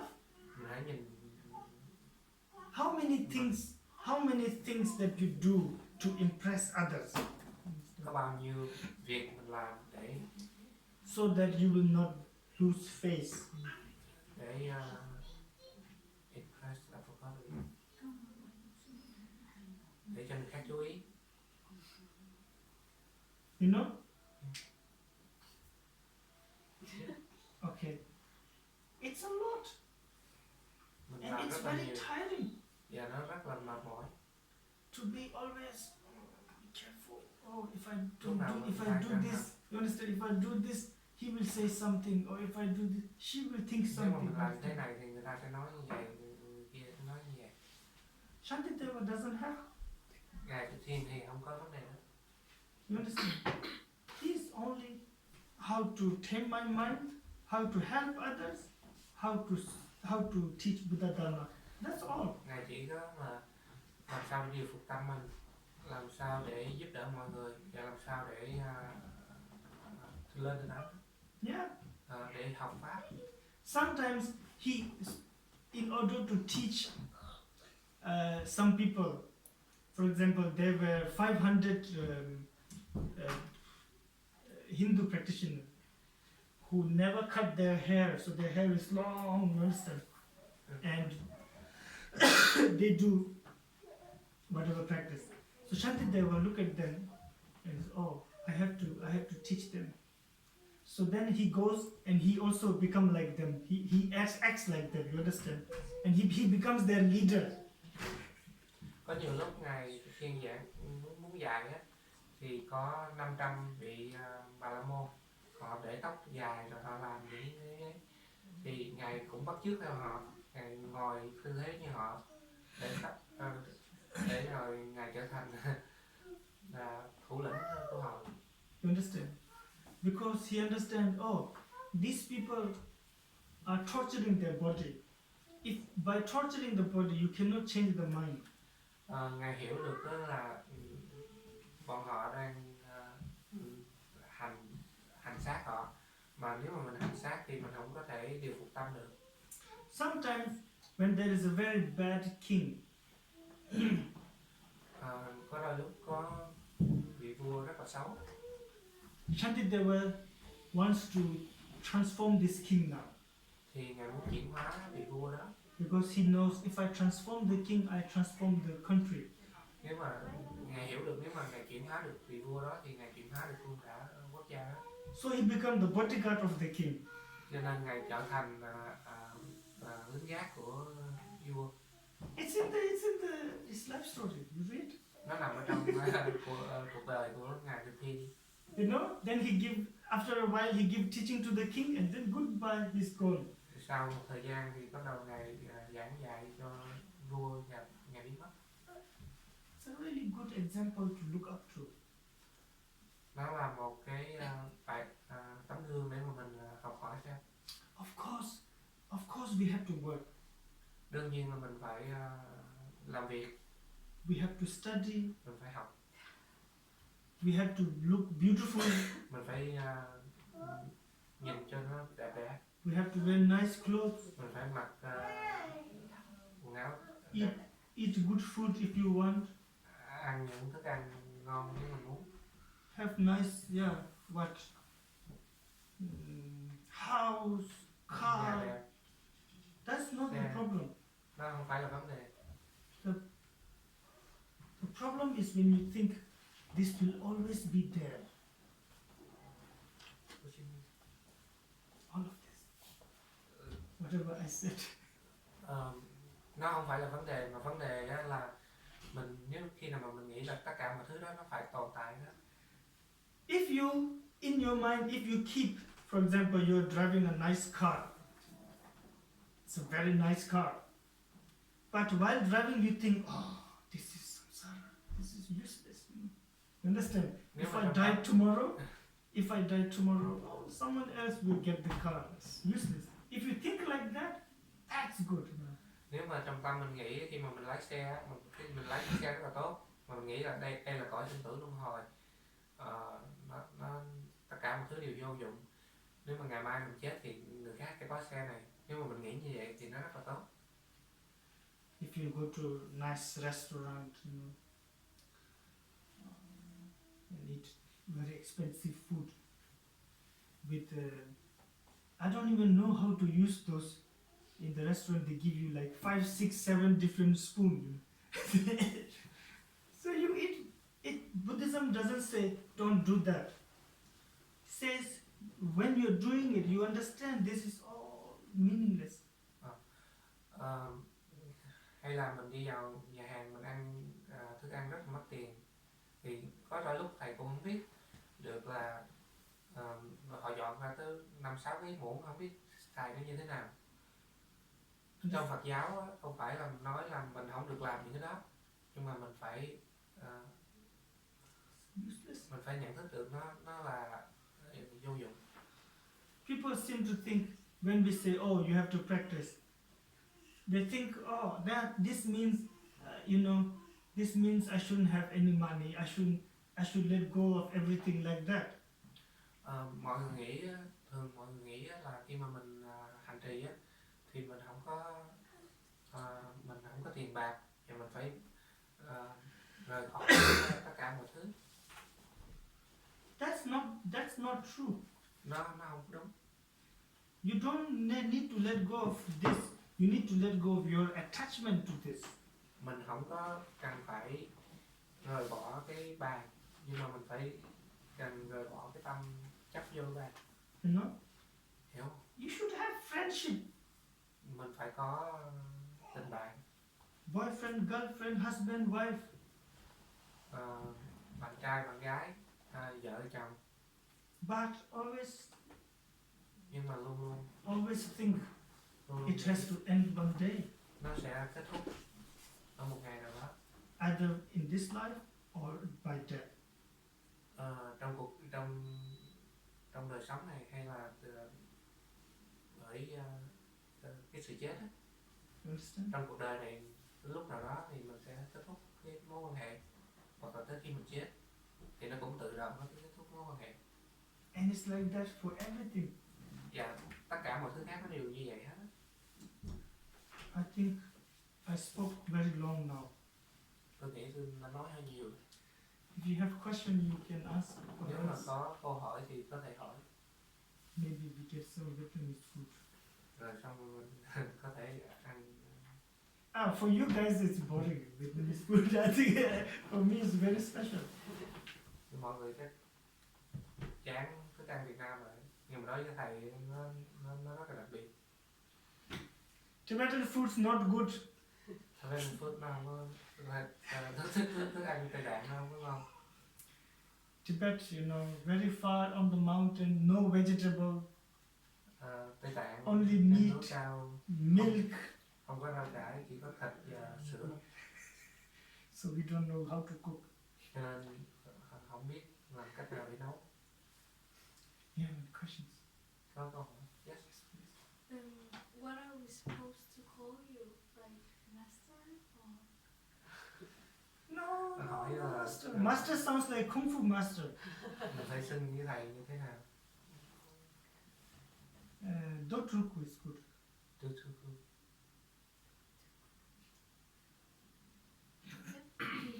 Một tên đó chứ gì? Dạ, nó hỏi xưng hô thầy như thế nào? Riêng của chứ. Rinpoche.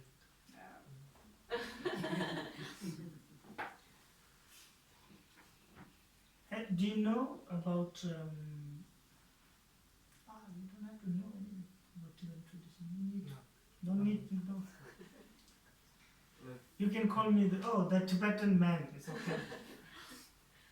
Sáng mai nãy thầy có giảng sư phụ của thầy á, riêng của chứ.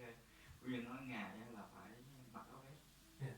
Mà mình không hiểu, hiếu kỳ thôi nghe là hiếu kỳ đó. Tại sao sư phụ lại kêu vậy? Oh yeah. It's just curiosity because you say earlier your teacher told you to wear a suit. Why is it? It's just his curiosity. Because I was becoming like a Dharma businessman. Tại vì thầy trở giống như là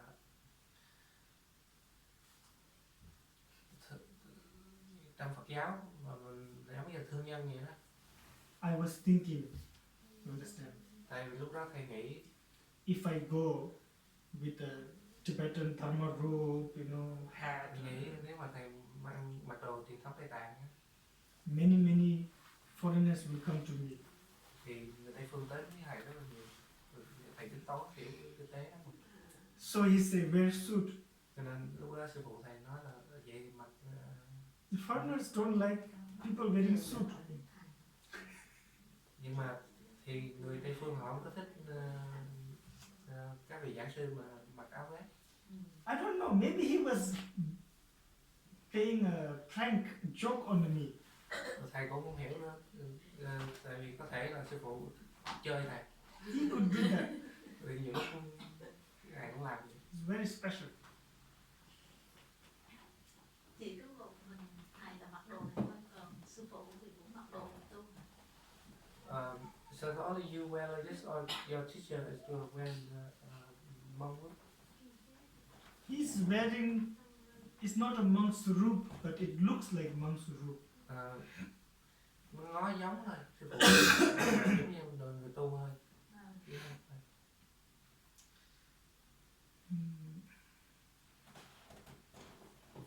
My teacher,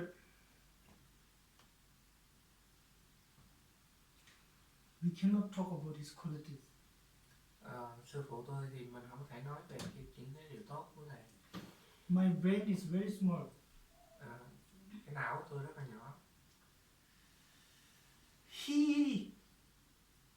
He goes to retreat for 6 months every year for last 30 years. 30 năm qua thì mỗi năm sư phụ đều nhập thất 6 tháng.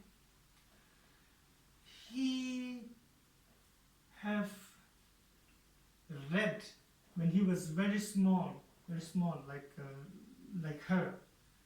He had finished reading 300 volumes. 300 volumes of all the Buddha's teaching and the Indian master teaching, like this, C-O-N, Con, T-R, like this. Khi mà nhỏ như cỡ bé này á, thì thầy đã đọc xong hết 300 bộ kinh sư phụ. 300 volumes. 300 bộ. 300 volumes. He takes care of around 3,000 monks and nuns and yogini. Thầy bảo trợ khoảng 3.000 tu 3,000. sĩ, 3.000 tu sĩ và những vị hành giả nữa. Then he makes movies. Ngài cũng làm phim. Because he says modern people don't come to temple. Tại vì thầy nói là người thời đại này họ không đến tu viện. We have to reach them.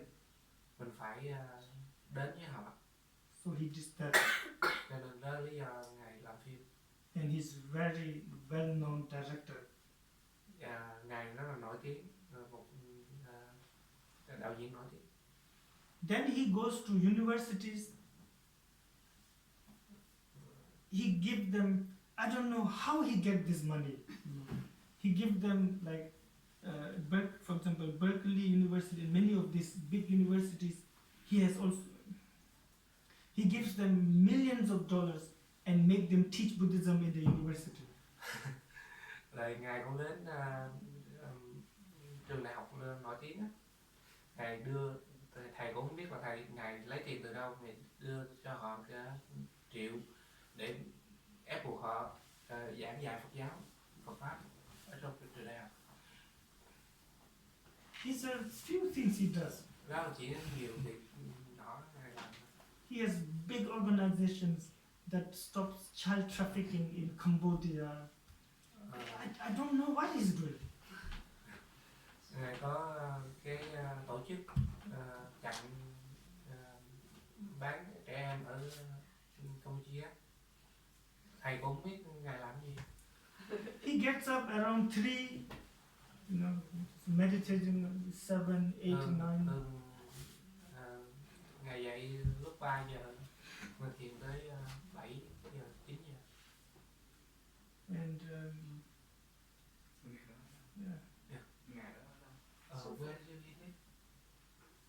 right now he's in Australia. Bây giờ đang ở bên Úc.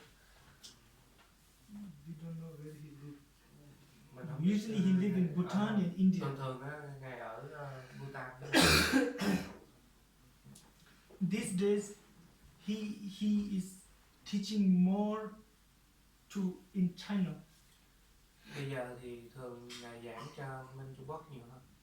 Because he's very worried. Tại vì ngài đang lo lắng. China has around 400 million Buddhists. Trung Quốc có khoảng 400.000 tín đồ Phật giáo. And many youngsters, they want to know what the Buddha actually taught. Giới trẻ bên Trung Quốc bây giờ họ muốn biết được thật sự Đức Phật giảng dạy gì. Without a lot of religious politics or anything like that. No more. Họ muốn không muốn chính trị với lại tôn giáo. So sometimes he goes to talk in Beijing University. Có lúc ngài đến giảng dạy ở bên Bắc Kinh đó. Đại học ở Bắc Kinh. Sometimes he talks about some small tradition somewhere in the forest of Burma. Nobody knows, and he tells everybody, please, we should do something. This tradition is going down. Có nhiều lúc ngài nói về truyền thống rất là nhỏ ở bên Miến Điện trong rừng á. Ngài nói là bây giờ mình phải làm cái gì đó tại truyền thống này sắp lụi tàn. His mind is like an ocean. Tâm của ngài giống như biển. I am thinking about my tradition, their tradition. He's thinking about Tôi nghĩ về truyền thống của tôi, nhưng mà ngài thì nghĩ tới tất cả truyền thống.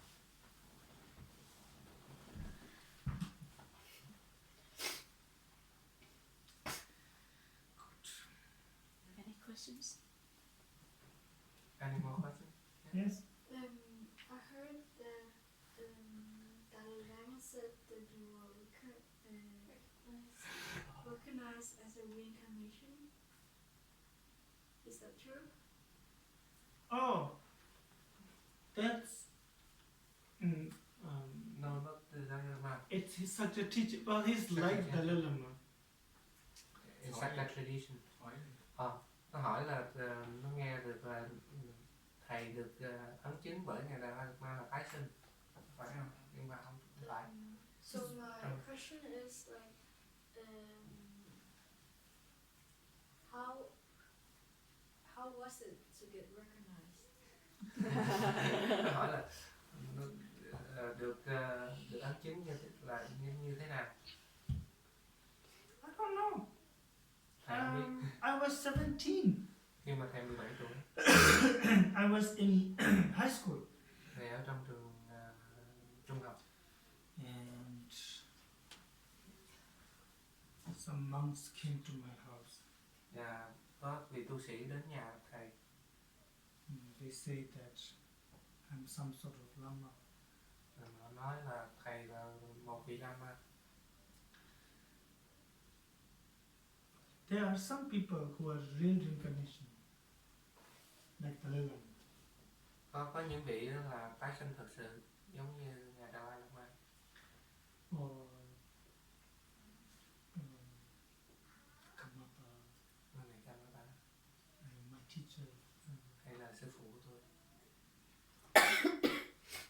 People like me, I think Những they người như just give me the name because they think, oh, maybe he will help. I don't know. những người như tôi, họ giống như kiểu như họ cho tôi cái tên, tại vì tôi có thể giúp đỡ. It's like that. It was, but I'm very happy that they recognize me because of Nhưng that. mà tôi cũng rất là vui thầy họ đã ấn chứng. Because of that, I entered monastery and I Nhờ vậy mà tôi có thể vô được tu viện. you have to study for 11 years. Học 11 năm. Yeah. And at first I thought, oh, I don't want to be a monk, because it's boring. Cái suy nghĩ lúc đầu đó là thầy không muốn, tôi không muốn trở thành tu sĩ tại vì nó rất là chán. In my head, I thought, Trong tâm tôi nghĩ all the monks do is sit and do puja. tất cả Dun, tu sĩ, dun, dun, tất dun, cả dun. tu sĩ chỉ ngồi và tụng kinh. And I thought, I don't want to do that. Rồi tôi nghĩ tôi không có muốn làm điều đó. But then when people say you are, so I asked them, do you think if I become a monk, do you think I can help? And they say, oh, no doubt. Then I say, okay. Cho nên tôi hỏi họ là nếu mà tôi trở thành tu sĩ thì tôi có thể tôi có thể giúp đỡ. Thì họ nói là nó không có phải là vấn đề nữa. I had very nice hair, Lúc đó thầy có tóc rất là đẹp. So they cut my hair Họ cắt tóc and put me in a monastery. bỏ thì vô tu viện. For almost 3 months, every morning I wake up, oh, I'm monk. It takes me 2 minutes, 3 minutes to realize. Mỗi ngày trong suốt 3 tháng lúc nào dậy thì ngày cũng ngồi nghĩ tôi là tu sĩ. But I'm very glad because I met unimaginable masters, great masters. Tôi rất là vui tại vì tôi gặp rất là nhiều vị đạo sư mà tôi không thể tưởng tượng ra được. And even though I do not understand the Dharma, but I could see how vast and great it is. It's not boring.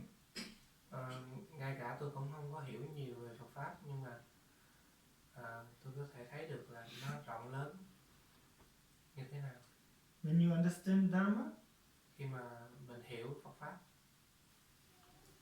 it's like watching a movie giống như là mình đang coi một bộ phim that never finish. không bao giờ kết thúc. It's quite nice. Nó rất là tuyệt vời. You look at yourself, oh, that's funny. Your mind is always thinking, and you look at other people, always doing something. Khi mà mình nhìn vào bản thân mình thấy tâm mình luôn luôn suy nghĩ, và mình nhìn mọi người thì mình thấy lúc nào họ cũng làm cái gì đó. Yeah, yes. But, okay, you are monk? Not anymore. Not anymore. Thầy là tu sĩ, không có còn nữa. Còn là Trước Tại đó trước là đây tu sĩ. thầy là tu sĩ, bây giờ không phải là tu sĩ. Monks cannot have long hair. tu sĩ không có để tóc dài. Nhưng mà theo thì cũng thấy có nhiều vị Lama cũng vẫn để tóc dài vẫn They say there's some lama who have long hair. This is normal. They are not monks. Họ không phải tu sĩ. We call them yogi. Mình gọi họ là yogi. Meditator. Hành giả, thiền giả. They are lama. Họ là lama. Many of my teachers are not monk. Có rất là nhiều sư phụ của thầy, bậc thầy, những vị thầy mà thầy theo học thì họ cũng không phải là tu sĩ.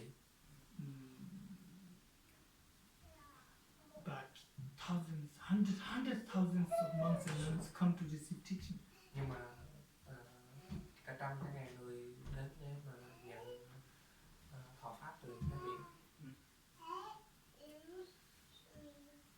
Vậy là mình phân biệt sao tu sĩ với lại là các vị mà người ta vẫn để tóc mà cũng vẫn là tu giữ giới? Không, tu bên này nó có chia ra giới cư sĩ, giới bậc giới. Không, như mấy vị lên mình thấy mấy vị mà như bên Ấn Độ, Lama rồi có những cái pháp hội cũng có nhiều vị cư sĩ cũng lên giảng pháp, nhiều vị thọ giới, cái đó mình biết. Nhưng mà mình cũng có thấy có nhiều vị cũng để tóc rồi vậy cũng nhưng mà vẫn mặc đồ tu sĩ.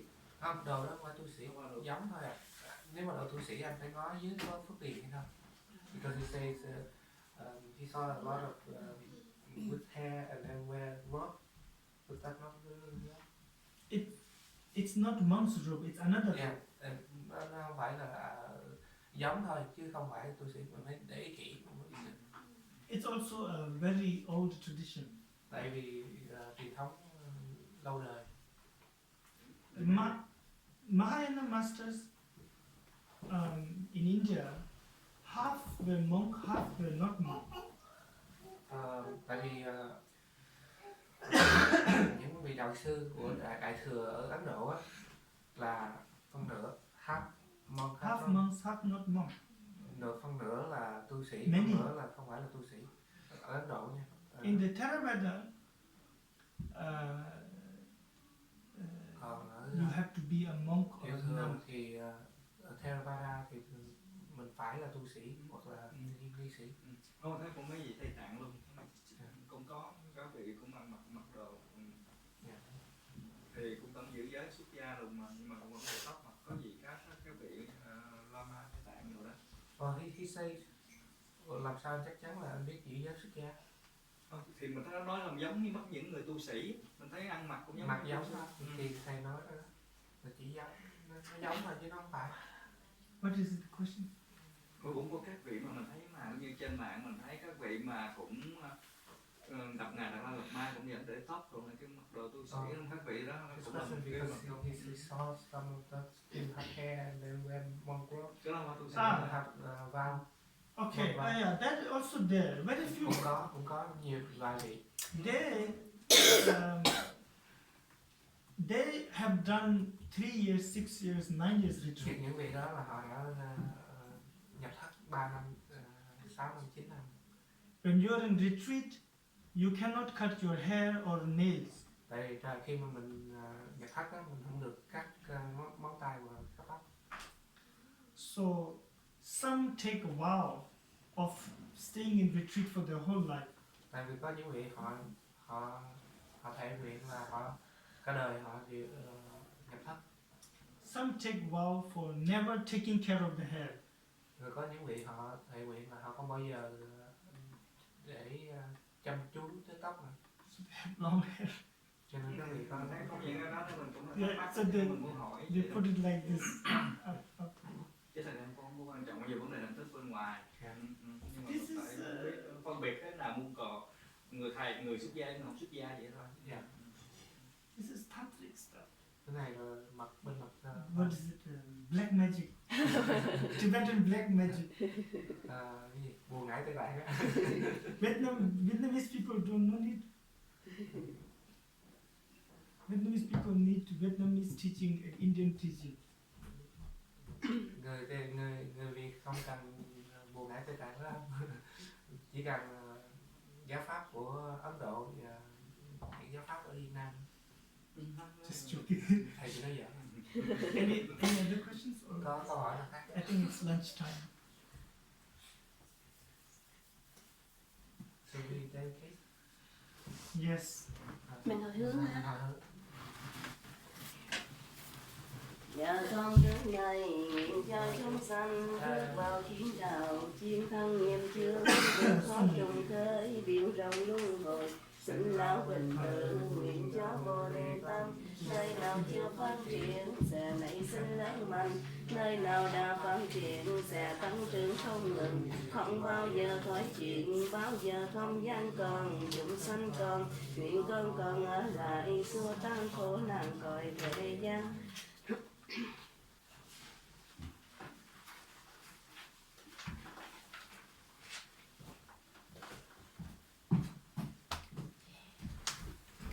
This is also a dining hall.